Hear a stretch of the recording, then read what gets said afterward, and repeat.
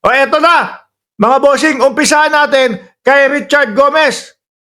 Si Richard Gomez, sabi ni Kerwin Espinosa, alam mo, yang si Richard Gomez, bata ni dating Pangulong Duterte yan. O yan, idol niya yan no?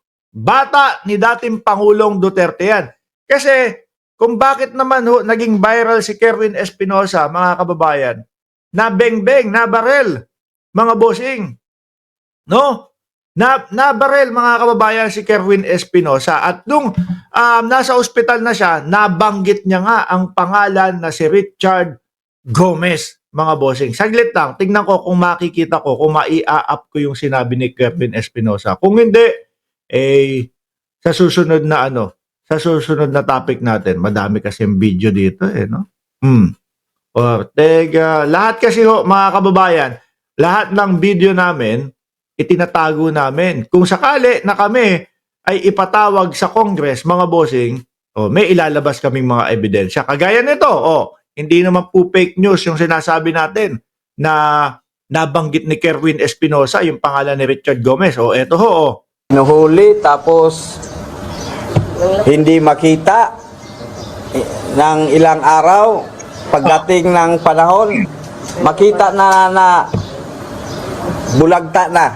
Yan yung panahon ng dating Pangulong Duterte, mga kababayan, yung ine-explain niya. Kung hindi, sa operation, bypass, operation nila, sasabihin nila na lumalaban.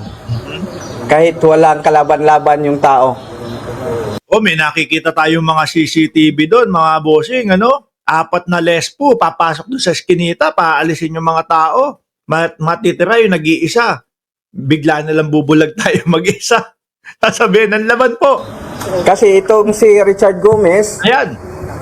at si Arisa, yung bata niya, Duterte kasi.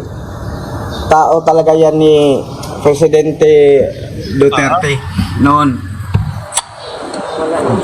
Kaya napansin nyo mga boss, si Pamosar, siguro mga 3 o 4 na buwan, si Richard Gomez, pinagtatanggol ang dating Pangulo. Ano nyo yung balita na yun?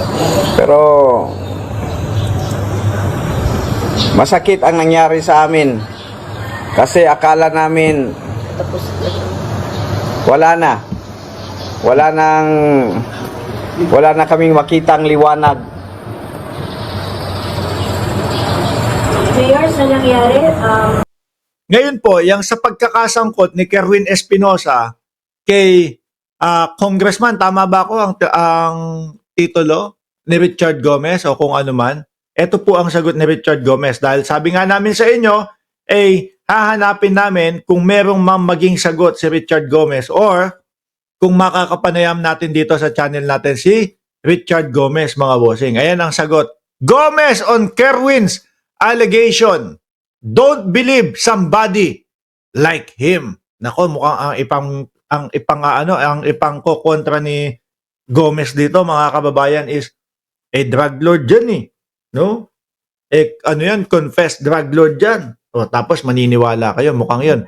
Cebu City, Philippines, Leyte Port District Representative Richard Gomez vehemently denied the allegation made by Albuera mayoral candidate and self-confessed. Yan nga yung gagamitin nila kay Kerwin Espinosa. Drug lord Kerwin Espinosa that the attempt on his life was politically motivated. Ayan. Malay nga natin. Bahala sila. Basta tayo binabasa natin at pinapakinggan natin yung mga sagutan nila. Espinosa earlier implicated Gomez and his wife or Moc City Mayor Lucy Torres Gomez in the alleged assassination attempt on him. Tingin mo, kaya nila Richard Gomez magano yun? Hindi natin masasabi, mga kababayan, no?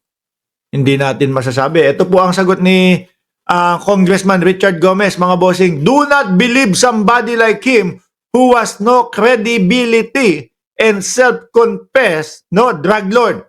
He will not do anything good for mankind. Gomez said that he is still investigating the incident. However, he noted several flaws in Espinosa's account on what happened. matindi yata itong mga ito, mga kababayan. Meron panduktong dyan, oh.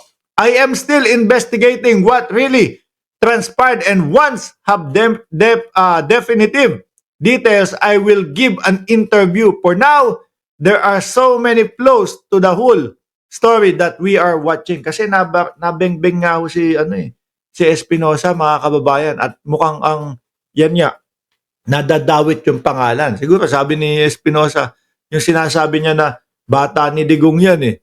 Tapos ako, ngayon binabawi ko yung mga sinabi ko nung panahon ng dating Pangulong Duterte, no? Nagsosorry nga kay dating Senadora Leila de Lima. Kaya yung pinayari, ganon, ganyan. Base lang po ito, no? Sa naiintindihan ko sa sagutan nilang dalawa. Sabi ni OFW Adventure, Konbanwa, Madam Mili. Araya, naka-online vote ka ba? Aba. Sabi ni Wisely, 12, Mateo 12, bakit mga DDS mahilig sa suspect sa picnic?